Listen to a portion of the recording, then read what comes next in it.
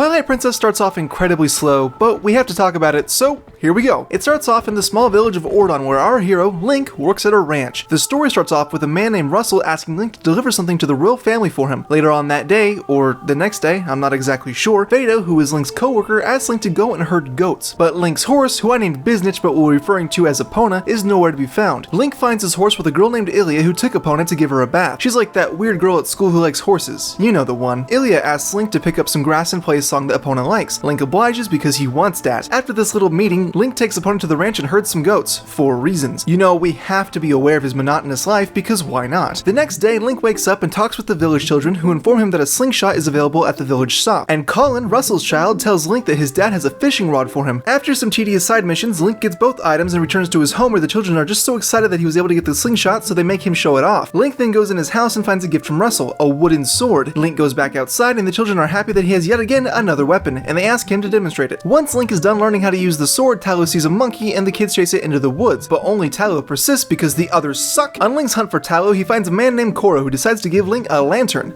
Woo. Link continues into North Faron Woods where he finds Tallow and the monkey trapped in cages being guarded by a bunch of bokoblins. Link saves the two of them and Tallow thanks him. It then fades to black. When it fades back, Link is on Ordon Ranch and he has to once again herd some goats. Oh my god, why? Once Link is finished with this, he heads back into Ordon where he sees Ilia and her father. Ilia is upset because Epona has been injured, so she decides to take her back to the spring. Link decides to follow her but ends up running into the kids, and Tallow asks to play with the wooden sword. Link agrees, then continues to the spring, but unfortunately the spring is blocked, so he has to find another way in. Link finds a hole that he uses to get into the spring. Ilia is attacked, and because Link does not have his sword, he is knocked out. When he wakes up, he comes across a weird wall that he gets pulled into. He transforms into a wolf and is put into prison. This is where he meets an imp named Midna, who helps him escape on the condition that he listens to her without question, and with that, you are put in the tutorial for the wolf. This tutorial is pretty encompassing. You learn how to dig, how L targeting works with this form, and how to use your senses, which are essentially the main mechanics of the wolf form with some extra stuff that gets introduced a bit later. Midna leads Link to Princess Zelda, who explains that an evil man named Zant has infiltrated Hyrule Castle and forced her to surrender. She explains to Link that Twilight has taken over her kingdom, and Link is then tasked with restoring light to Hyrule. After a grueling, long, drawn-out tutorial, Link finds himself back at the lake and realizes that he's still stuck as a wolf. As long as he gets upgrades later to make him better, I'm fine with that. Spoilers! He doesn't. He has to get some things to protect himself from the trials ahead, so he steals a sword and shield from the townsfolk, and then he enters the Twilight. After a cutscene where Midna says Link's things are junk, and people like her why, he now finds himself in the Twilight.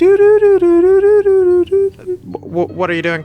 Sorry, I'm really bored. Okay, I get that, but stop. While in the darkness, Link finds those jerk shadow beasts that got him the last time. After killing one, he now has the power to kill all three. Alright, 2 down, 1 to get. Well, crap. Turns out Link has to kill all 3 of them at the same time. Oh, by the way, you can't choose this. I've tried. The game forces you to watch this happen, to give you an ability you honestly should have had from the start. Don't you just hate when games just lock out abilities and decide to give it to you after a mandatory tutorial? It's honestly annoying. After killing these 3 monsters with an ability that one-shots them, a little broken guys, Link gets to talk to an orb of light. Another light spirit, it seems. It tells Link that its domain that he runs is covered in twilight, and its power was stolen and put in these bugs. So it gives Link a vessel of light to contain the tears of light, which Link will get from those bugs in the area. And now we start the Wolf Link section of the game, a mandatory collectathon with a limited moveset that takes about an hour. Have fun! So basically we go around the forest checking the minimap for these little white dots and then lowering our visibility to attack these things, and then gain the light orbs to add to our vessel. There isn't really much to it, honestly. Go to an area, kill the thing, get the thing. It's mindless. It doesn't really add much to the overall gameplay, or game in general. This should have been more of an extra side quest of sorts, where we get prizes for the amount of light tears that we collect, not really a mandatory thing. After wasting our time, Link clears out the Twilight from the realm, and he is finally human once again, rocking the green tunic, which is the very same outfit that the hero of time wore. That thing must smell like butts. Link heads back through the forest to find a cave where he saved the monkey to enter the forest temple, and this is the most basic first dungeon of all first dungeons, branching to some other rooms, but eventually you'll have to go to each room to save all the monkeys to get to the boss. As you travel around this by the numbers dungeon, you get a run in with a corrupted monkey boss who uses the boomerang to try and kill you. You beat him by literally spanking the monkey. After his defeat, you gain the Gale Boomerang. that talks to you once and never talks to you ever again. The Gale Boomerang works kind of like the boomerang in Wind Waker. It just with the wind effects, and it's a little nerf from last time. The Gale Boomerang has like one interesting puzzle where you use it to grab a bomb from one side of the room to blow up a rock on the other side of the room. It's a nice way to teach you how to face a boss of the dungeon. Aside from that, save all the monkeys and you find yourself in the boss room. The boss here is Diababa, a pretty simple boss fight. Just feed him the bombs and stab him with your sword to gain our first fused shadow that looks shockingly a lot like Midna's helmet, with not really much of a thank you from her. Seriously, why do people like her? After this, Link leaves the forest and enters Hyrule Field, and it's empty! Link makes his way to Kakariko Village because he's able to pick up the scent of the children, but the village has also been taken over by Twilight, so he must transform it into the wolf and fill another vessel of light. Doing this for a second time in the game slightly feels like padding. It's not exactly a great way to implement the wolf form into the arc. It's also slightly unimaginative, but it does serve as a guide through Kakariko and the story taking place. But that's it. Link is able to free the light spirit and he reunites with the kids, but Ilia is not there. Here he meets a man named Renato who informs Link that there's something going on with the Gorons. Link tries to go meet the Gorons but gets his wig split, so now he has to learn how to deal with the Gorons. So he tries to go back to Ordon, but first Epona is back, but she's not happy, so Link has to calm her down. This is an interesting set piece, but I also thought it was incredibly weird when it first happened. It kind of sets a precedent for a lot of what Twilight Princess is going to do outside of the dungeons. You'll see. After this, Link goes back to Ordon and talks with Mayor Bo, who teaches Link to sumo wrestle and gives him the iron boots, which are the best items in the game. Link goes back to Kakariko Village, and as soon as he arrives, some Bulbins attack, snatching up Colin in the process, and Link has to give chase. This is another set piece that the game kind of just forces in there, but this one is here to teach you that you can ride your horse and swing your sword at the same time. It's actually pretty cool, but I was just wondering if it'd be okay if the game would just get on with it, please. Once Colin is saved, Link can finally traverse Death Mountain, where he takes on Goron in sumo wrestling, and this is stupid. One problem with Twilight Princess is that it puts in these minigames that don't really come into play in the main game. This sumo wrestling is one of them. It goes through this whole bit for no reason. So many moments are in this game for no long-standing purpose. This basically just unlocks the Goron Mines, and that's it. The Goron Mines is a great dungeon. The main item that is used here is the iron boots, and I have to say, this game in general uses the iron boots so well. In this dungeon, you'll use them to press switches, sink in water, and hang on the walls and ceilings. It blew me away how the iron boots were implemented into the 3D design. A complaint that I do have about this dungeon is the second half. Once you receive the bow, the iron boots hardly come into play, and you're only allowed the bow for a short amount of time until you fight the boss. It's almost like the developers didn't know where to put the bow in the game, so they just put it right here. With that said, I think that the Goron Mines is one of the best 3D Zelda dungeons that I have ever played. The boss here is Pyrus. This boss makes good use of both items that you use throughout the dungeon, and that's all that I can really ask for. You shoot him, then put on your iron boots and use that extra weight to help pull him down, and then swing at him with your sword. You can actually kill him with just the bow. I've done it before. Really? You've played this too much. I gave it plenty of chances. After getting the second fused shadow, it's time to go to the next dungeon, and the third, and thankfully final Twilight area. After entering the Twilight, Link finds himself in the northern part of Hyrule, and oddly enough, it's gonna be a while before Link can actually start the bug collecting. After following a scent for a bit, Link finds himself in a bar, where Ilia is at. She's looking after a dying Zora boy. After a cutscene plays out, Link finds himself at a dead end of sorts, but Zora tips him off to go to a place with water, so he heads to Lake Hylia. On the bridge above the lake, two Twilight Blins set the bridge aflame, prompting him to jump off, of course. Not gonna lie, my first time playing this, I didn't know I could do that. And so Link falls into pretty much a dried up lake. Well then, he lucked out. It seems that the river has stopped flowing, so Link needs to find a way to the top of the river to see what the heck is up. After triggering a flag to move the plot, he fights a mini-boss of sorts. A Twilight Blim riding on top of a trumpet burb. After defeating it, Midna gains control of the trumpet burb, and he's used to get to the top of the river. In another mandatory minigame sequence! After that annoying minigame that we totally don't have to play again. Oh look, my eye is switching. Link gets to the top of the Zora's domain to find a place frozen. After defeating the Shadow Beast there, he gains a warp. Time to find something to melt the ice, right? Remember that big giant rock that tried to kill Link in Death Mountain? Neither did I! Well, Link has to warp it to Zora's domain and melt the ice, causing the water to flow out insanely fast. Before Link leaves, he is visited by the ghost of Christmas Present. She starts saying boo at us and won't leave us alone until we understand the meaning of Christmas. So Link takes a dip in the water and gets flushed down the drain onto a shrine entrance. Entering the shrine gives him the final light spirit, so now he can finally do the last mandatory pointless collectathon. Jesus Christ! After collecting all the tears of light, he finds that he's one short. Turns out the last one was hanging out in the middle of the lake the whole time. Link goes there and finds this Metroid bug-looking mofo. This is obviously something from Prime, I can just tell. And we get an actual fun boss fight. If only it didn't follow the Mario rule of threes. After it dies, it just anticlimactically gives Link the last tear. Whoa. And now that Link removed the Twilight, he can finally be human forever, right?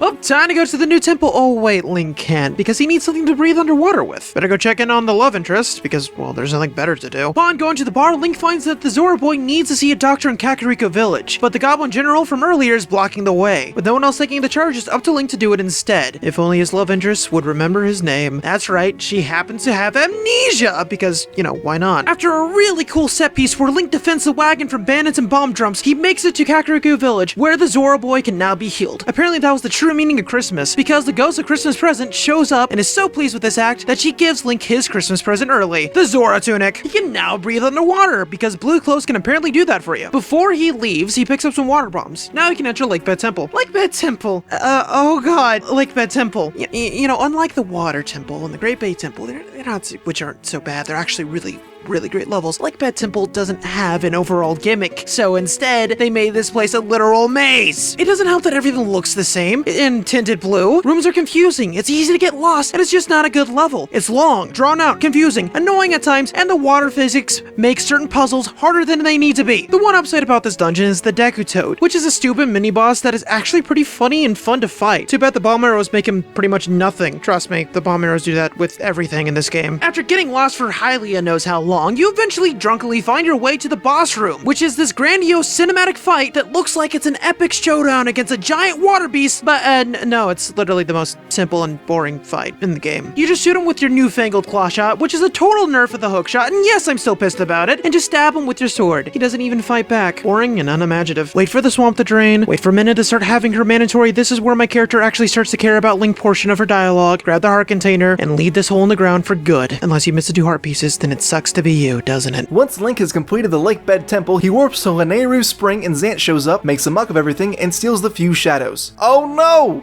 I needed those! I think. After this, Lanayru warps Link and Midna to northern Hyrule, and Link is tasked with bringing the now injured Midna to Hyrule Castle. This little section is interesting, and even though this isn't the case, it kind of feels like the final test for the wolf form. Like I said though, that's not the case. Eventually Link is able to reach Zelda, who decides to sacrifice herself to save Midna, and now Midna is a physical being in the light. Woohoo! Oh yeah, and Twilight covers Hyrule Castle. Oh no. It's now Link's goal to retrieve the Master Sword. He heads back to Faron Woods where he meets his old monkey friend who was attacked by some new enemies. Link saves the monkey, who then gives him directions to the Sacred Grove where Link finds Skull Kid. Link chases Skull Kid down in what is a very mind-screwy mini-adventure, and once Skull Kid is defeated, Link finds an area with the Triforce emblem with 2 statues, and he has to solve one more puzzle. This is the stupidest part of the whole game. You have to move these 2 statues to their original positions in what is one of the weirdest Zelda puzzles I have ever done. What is this? Why is this? Just give me the Master Sword. Stop padding the game out with these stupid mini-games! Stop it! Yeah, dude, calm down. I'll calm down when they stop doing this.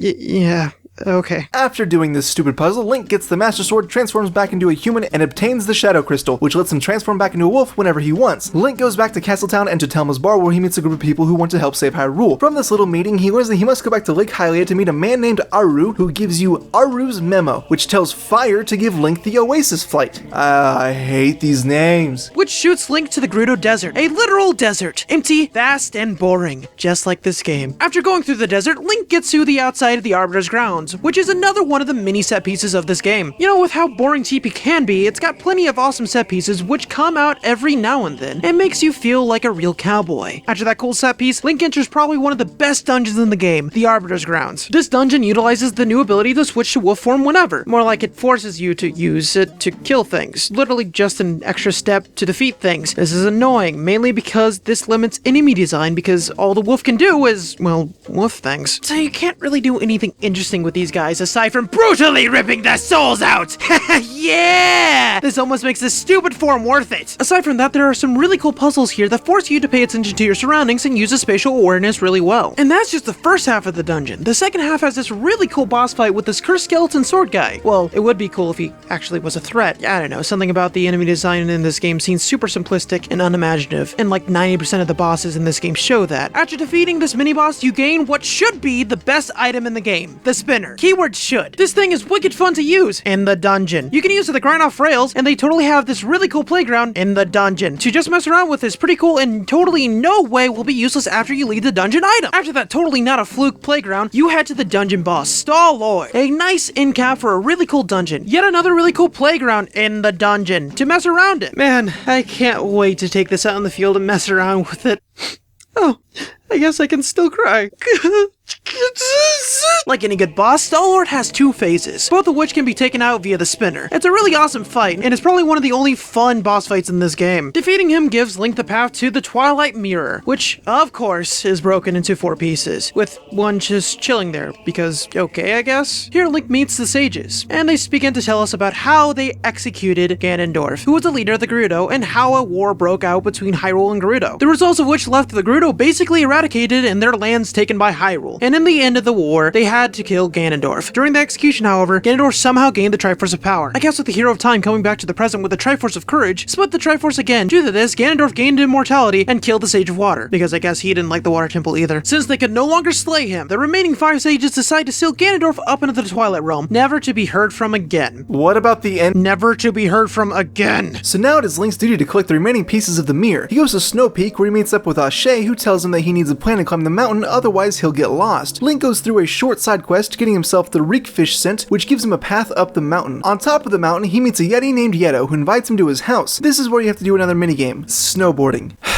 Okay, I'll admit, this is actually one of the coolest parts of the game, but like the other minigames, it's nothing but unnecessary padding. You take this game about adventure and puzzle solving and throw in snowboarding. Yeah, okay. After doing this, Link enters Snowpeak Ruins, where he meets Yeto's wife, Yeta, who gives Link directions to a piece of the mirror. The Snowpeak Ruins is one of my favorite dungeons in Twilight Princess for 2 reasons. For starters, it blends very well with the story. It hadn't really occurred to me that I was in a dungeon because unlike other dungeons and temples, this one continued to tell a story. Usually Zelda dungeons seem disjointed from the story, which is fun, but I say if you can find a way to blend dungeon and story together without it becoming excessive, then do it. The other reason why this place works so well for me is its use of puzzles. A lot of the puzzles in this dungeon seem to be pretty basic, like moving the blocks and the cannons. I also like the use of the ball and chain. First off, the way that you get it by defeating an enemy and taking it is awesome. It's a lot better than getting it from a chest, which just kinda seems contrived. After you get the ball and chain, you're able to just plow through ice and enemies. Yes, please. After you've cleared the temple and got to the correct room with the mirror, you take on Yeta in what is a good but easy boss fight. It comes in 2 forms. The first form is simple. It starts off big, and the more that you hit it, the smaller and faster it moves around. Easy peasy. The second form is a little more complicated and intriguing. These giant ice crystals will form around the boss, and you're supposed to use the reflection off the floor to dodge them. Once you destroy enough of these ice crystals, then you can attack directly. Rinse and repeat. The next dungeon on Link's list is back to where he got the Master Sword, so time for mandatory backtracking by taking an already used level, but slightly changing it up again. After heading back to the forest temple entrance, Link finds his father figure waiting for him. Colin's dad tells us about the secret forest section of the forest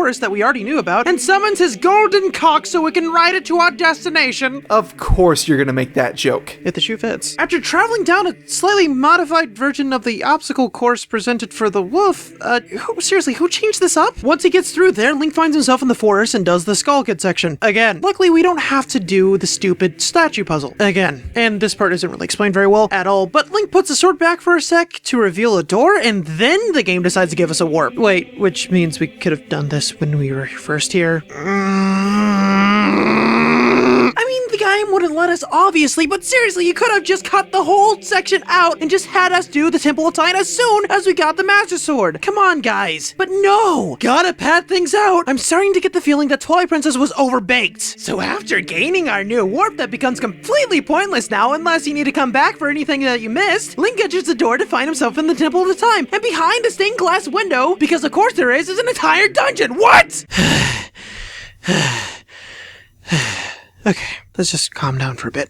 This is probably one of my favorite dungeons in the game. It has some interesting puzzles, great music, and another amazing item that totally isn't useless outside of the dungeon. TP, why do you keep doing this? You have great item ideas, but you totally give up on them as soon as we get them. And you just keep giving us useless trash in our inventories. Just why? Also, why do people like Minna so much? One thing about the Temple of Time that saddens me a bit is that it's half the size of a normal dungeon, and it's pretty linear in its design. Just go to point A to point B to get to the mini-boss room. That's the goal. After defeating this mini-boss, which is the Dark Nut, and probably the hardest mini-boss in the game, not because he's hard, but it's because he keeps blocking everything. It wouldn't be a problem if the combat was a little more fluid, so it'd seem more fair. It seems like he just blocks every attack and randomly decides to let you hit him. I can't really get a good strategy for these guys. After the Dark Knight gets bored and decides to kill itself, because honestly, you didn't kill him at all, you're rewarded with the Dominion Rod, which allows you to gain control of this giant hammer statue. This portion is great because now you have to bring this statue back to the first room. And don't worry about those pesky traps, because you can just smash them all!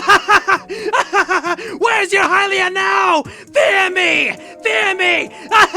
Oh wait, I'm done with him already. Oh man. After a hallway just filled with traps, I mean holy crap guys, we enter the boss room with Goma. Another rule of 3 boss fight that is a bit of a power trip, I will admit. Sadly, it's too simple of a boss fight to be really interesting though. Squashing the spider gives us the heart containment. Okay, now that's adorable. Sadly, she dies too soon again. Cool idea, executed poorly. Sad day, Nintendo. Now that Link has finished that, it's back to Telma's bar to start one of the most tedious parts of the game. I don't want to cover the whole thing because I'll probably kill myself if I do, so here's a quick breakdown. Link goes to Kakariko Village, gets a letter, goes to Telma's bar, gets an invoice, goes to the medical clinic, gets the medicine sent, goes back to Telma's bar, beats up some dogs, gets the wooden statue, goes back to Kakariko Village, goes to the hidden village, kills a bunch of Bulbins in an awesome set piece, gets Ilya's charm, goes back to Kakariko Village, Ilya's memory comes back, she gives the horse call to Link, Link goes back to the hidden village, gets the ancient sky book, goes back to Kakariko Village, the Dominion Rod gets his power back, Link collects 6 sky characters, and then goes back to Kakariko Village one final time. This is ridiculous. I don't get why there is so much back and forth like this in video games. On this little journey, you go back to Kakariko 5 times. It doesn't need to be tedious for the sake of being tedious. After this process, Link is able to procure a cannon, but it's not fully functional, so Link has to get it repaired. Fire offers to do so for 300 rupees. After it is fixed, Link is able to shoot to the city in the sky. The city in the sky plays like a final dungeon should, but it also highlights one of Twilight Princess's biggest issues. This dungeon utilizes a lot of the items, which is perfect. It makes use of the claw shot, iron boots, gale boomerang, and the spinner, which is awesome. But here's the problem. It's one of the only dungeons that seems to remember items from past dungeons. Halfway through the game, I realized that I hadn't touched the gale boomerang since the Forest Temple, and the spinner was only mandatory for one puzzle since the Arbiter's grounds. And don't even get me started on the ball and chain. Way to squander that one, Twilight Princess. How Twilight Princess utilizes items is, for the most part, horrid. I like the claw shot, but I'll admit, I think Twilight Princess really relied on it too much. If I didn't know what to do in a room, I'd bust out the claw shot, and that'd pretty much do it. The best items in this game are the iron boots because they're used for all kinds of things, and the arrows and bombs, which isn't really a surprise. The city in the sky seems like a dungeon where the developers remembered that there are other items than the claw shot, but then it still shows its obsession with the claw shot in the latter half of the dungeon. Overall, a good dungeon that highlights flaws in the game as a whole. The boss fight is also really cool. How they combine the claw shot and the iron boots is great. This is also one of the only bosses in Twilight Princess where the player is really rushed. Every second in this boss fight counts, whereas a lot of the other bosses you kinda just take your time and go through the motions at a nice pace. You gotta go fast in this one. After Link has beaten the boss and collected the mirror piece, it's back to the mirror chamber. Once the mirror is finally repaired, the sages return and refer to Midna as the Twilight Princess, and we get a nice cutscene showing Midna being crazy. She claims that she was going to originally use Link for selfish reasons, but seeing him be all heroic and whatnot has made her want to save his world too. With that, Link and Midna enter the final dungeon, the Palace of Twilight. This is a good dungeon, but it's not one of the more noteworthy dungeons in Twilight Princess. It's pretty small, and the item you use the most is the claw shot. No surprise there. There are a lot of pretty basic puzzles here, and there wasn't really any moments that I got lost. It was surprising how simple this dungeon was, but I also think that if it was a full dungeon, then fatigue would really set in for the player. Once finished, Link comes face to face with Zant, who explains that he had gotten his powers from a god of sorts, Ganondorf, and that the god would let him be king and that they can share desires so long as Zant merges shadow and light to make darkness. This is where one of the coolest boss fights takes place. You know, I'm a sucker for final boss fights that utilize all your previous knowledge of all prior boss fights. It's nice to have a fun little callback. It also gives the boss an excuse to be a more challenging version of all the previous boss fights. Also, Zant somehow is better than the bosses that he's borrowing from. Like seriously, his speed, wacky animations, and music just give the fight a nice sense of fun that this game desperately needed. The final phase of the fight is the one unique phase of Zant. His moves are rapid, unpredictable, and confusing. You can really feel that he's desperately trying to stop you from ruining his plans. This is a really great example of using game mechanics to tell narrative. Show not tell, kiddos. With Zant's defeat, the game is over and he drops a heart container? Oh god, there's more, isn't it? Oh god. And this is where Twilight Princess started to lose me. After beating Zant, Link sets out to save Hyrule Castle. Midna, using her powers, is able to break the barriers surrounding the castle, and Link is given a few more puzzles. Hyrule Castle, in general, is pretty basic. It doesn't feel as well made or presented as Wind Waker's or even Ocarina's Hyrule Castle, which are clearly focused on testing the different skills you've learned. This one is kinda just simple, unnecessary puzzles that don't test your skills. After this very odd final test, Link comes face to face with Ganondorf. The collective final boss fight is one of Zelda's better final boss fights, even if it is slightly misplaced. Your first fight is with Zelda, which is pretty much the go-to final boss fight in the series. I'm glad that they got it out of the way first. Honestly, this fight feels like a parody of itself at this point. The second fight is with Ganon, and this fight blends your human and wolf forms, which is something that I wish the game did more often. Boss fights would potentially be more interesting if you had to use both forms. I also think that this boss fight works because it calls back to the moments where you have to catch the goats and Gorons. It's a good way to bring it back around. After this boss fight, Link thinks that Ganon has been defeated, but Ganon emerges as a big spicy meatball and attacks. Midna uses her powers to warp Link and Zelda out of the castle, and she does battle with Ganon. Link and Zelda think that everything is all good, but surprise, Ganondorf returns holding onto Midna's helmet, which just triggers Link, and then the two final battles take place. The first fight is on horseback. Zelda joins you and you're supposed to get close to Ganondorf, so she'll shoot him with the light arrows, but she doesn't give you a lot of feedback. If you're close to Ganondorf but not in the right place, she just sits there. I couldn't figure out my exact positioning for a while because she just sits there. Once I did figure it out, this was the easiest part of the final boss fight. After this, you're separated from Zelda and it comes down to just Link and Ganondorf in a sword fight. That's pretty much all it is. Kind of like Wind Waker. If you implement the different sword techniques that you'll probably learn throughout the game, then he's really no problem. I do think that it went on a little too long though. After Link defeats Ganondorf, our big baddie is all like, "I'm not dead yet," and we get a haunting scene with Zant breaking his own neck and Ganondorf dying. Midna returns in her original form and Link is all happy and whatnot, and credits. During the credits, we see that the children return to Ordon and we get a final scene where Midna and Link say goodbye and Midna destroys the mirror before leaving, so that these kind of shenanigans can never happen again. So I don't really know what to call this category. Bonus? I don't know, we're just gonna kind of talk about stuff as we see fit. So yeah, bonus. Ooh, I don't know what I'm doing with this versus. So I complained about Twilight Princess a lot, and Elick almost had a heart attack complaining about it, but in all honesty, it's a good game. It just has a lot of small problems and weird choices. I do believe that its use or lack of use when it comes to weapons is a pretty big issue, especially in comparison to how Wind Waker uses its weapons. I never thought that something like a grappling hook could be done so well. Twilight Princess's items are overall more inventive, but simply not used as well. Wind Waker sticks with vanilla Zelda items, but in doing so, it was able to utilize them better. Not only do they use them in dungeons better, but you can also use your items on enemies as you see fit. I felt like I could attack almost any enemy with a grappling hook or boomerang, whereas in Twilight Princess, enemies have a clear-cut way to defeat them. Wind Waker's combat system is pretty dang fluid. You can actually do combos by spinning the analog stick in different directions. There are reaction commands that can be timed, you can pick up dropped weapons and use them against enemies, and there are loads of trick kills you can do in this game. Sword combat in Twilight Princess was a far cry from Wind Waker's fluid combo system. The sword moves that you learn are basically press a single button to win. One thing that both games kind of get wrong are their overworlds. Wind Waker's overworld, especially in the GameCube version, is not good. While I personally don't mind sailing, I also simply don't think it's good. When you can literally get up for a bathroom break and come back and you're still sailing unharmed, then there are issues with your game. The overworld is Wind Waker's biggest problem, and normally the overworld being bad would not be an issue for me, but when you spend as much time as you do in the overworld in Wind Waker, then it is a big issue. Twilight Princess's overworld is also bad because it's pretty empty, but it does a lot of things better. Controlling opponent is a lot easier and more engaging to use than the King of Red Lions. The fact that you can turn without changing wind directions is a plus. I also found that I was constantly being attacked in Twilight Princess, whereas in Wind Waker I could just casually avoid enemies without moving. And here we go, our conclusion. I've been struggling with deciding the winner for this particular versus. Both games are very solid Zelda entries. Both games have great and not so great dungeons. Both games have wonderful qualities to them while also having just the worst qualities a Zelda game can have. With that said, our winner is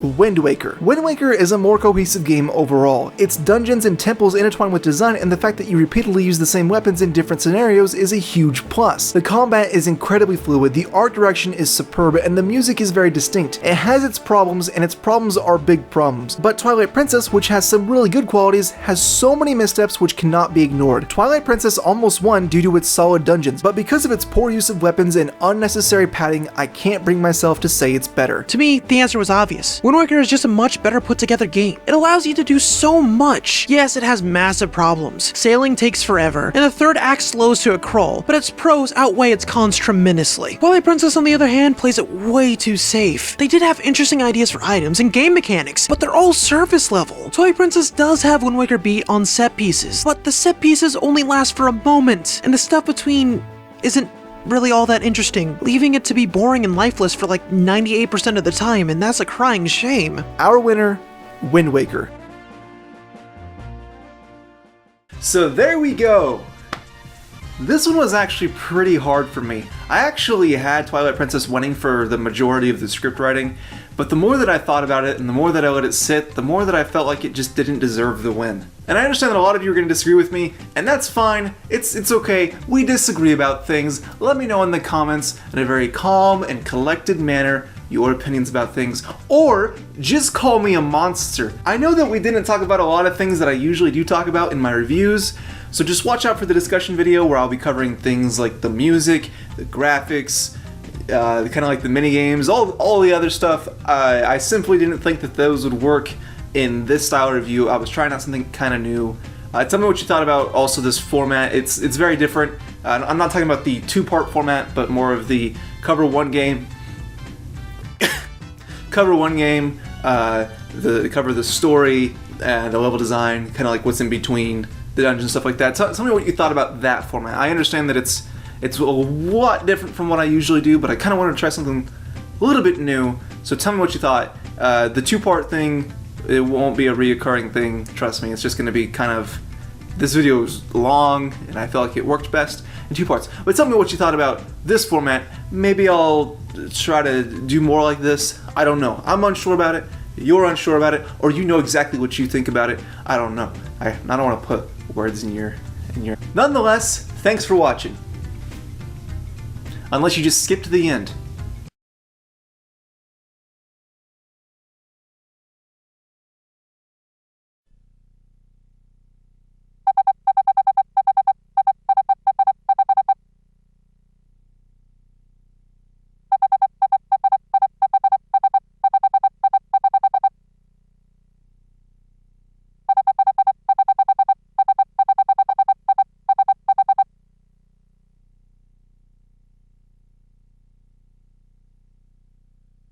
Thanks for watching, everybody. If you enjoyed this video and want some more versus action, then I recommend watching my Mario Golf vs. Mario Tennis video. It's a hoot. If that's not gonna do it for you and you want some more Zelda discussion, then go check out Elick's review of Skyward Sword. Do it! Thanks for watching. Until next time.